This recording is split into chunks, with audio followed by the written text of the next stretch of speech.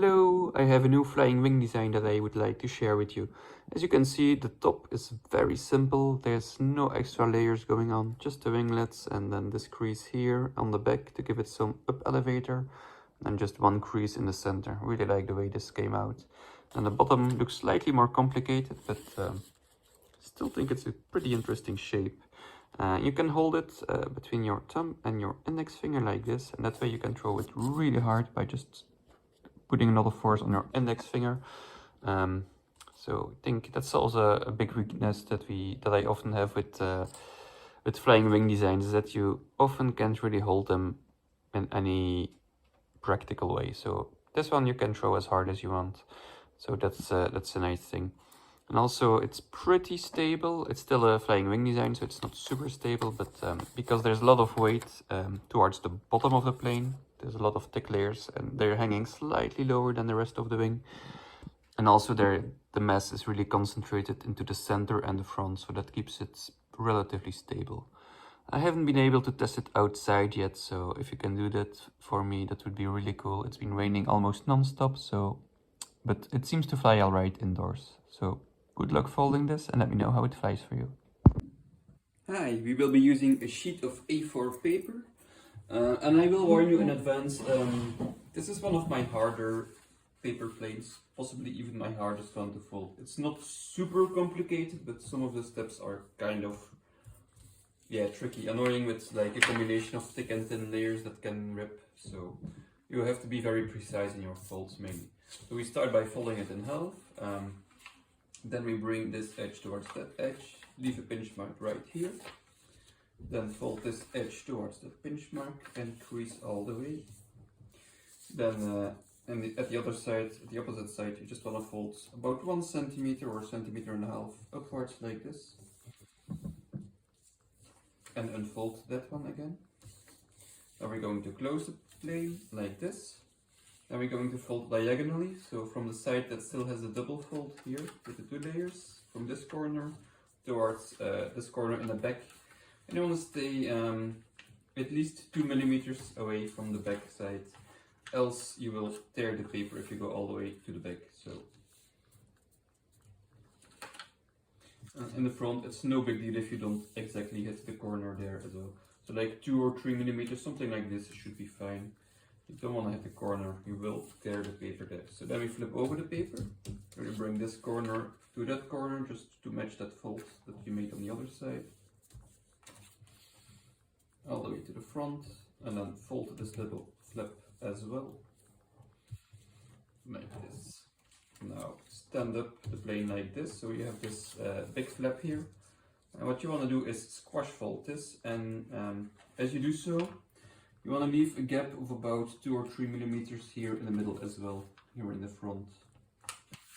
And then gently flatten it all the way to the back. Take your time for this. You want to land the center crease right in the middle between this gap. And then everything is in position, flatten it and reinforce these creases a little like this. Now these 2 flaps, you want to fold them over this edge like so. Really reinforce those creases again and unfold.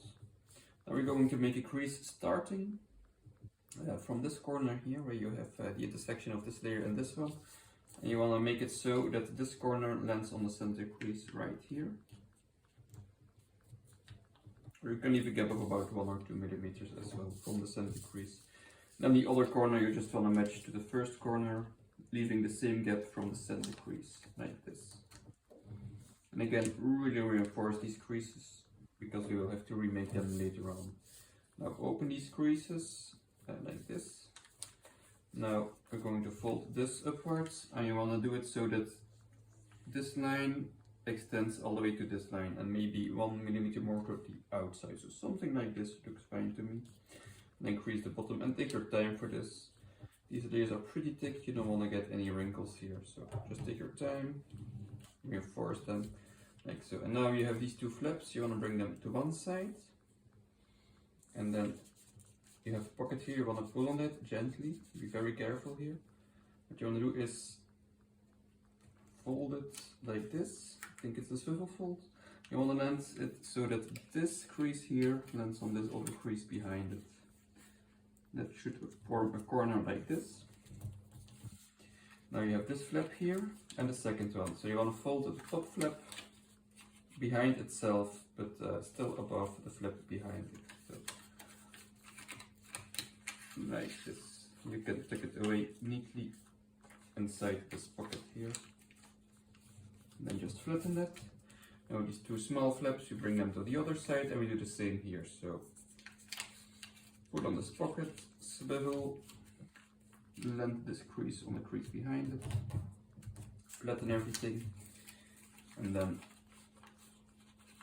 tuck this flap away into itself. So now you should still have these two flaps left over. So what we want to do is open this side, open one side up, put one flap onto the other side, close it again. Now on the other side you still have a pocket left, and then you put this flap in that pocket, and then you bring these two halves a bit closer together. So that's gonna make them more like one union and create more one wing instead of two separate halves. So now you have this here. We already have this crease here, and we want to crease it behind itself, but also behind this layer that's hidden underneath. So close this and then fold it behind that other layer like so. Now you can see this crease here. It's gonna wrap it behind that big squash fold that you made in the beginning. You can't really see it because there's a layer in front of it, but basically you just want to tuck this behind like so, and hope you can see that.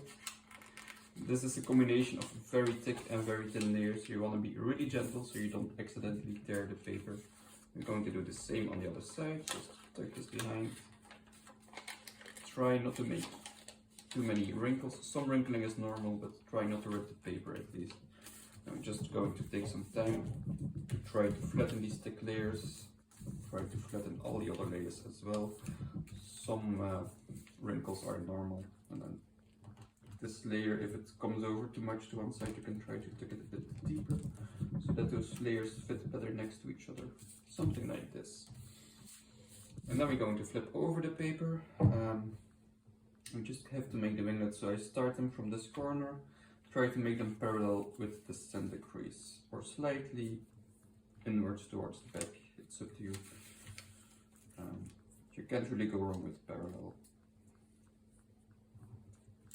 And the plane is finished, so it should fly really nice once you get it dialed in. Can be a bit tricky to find the right amount of up or down elevator. You have to play around with it.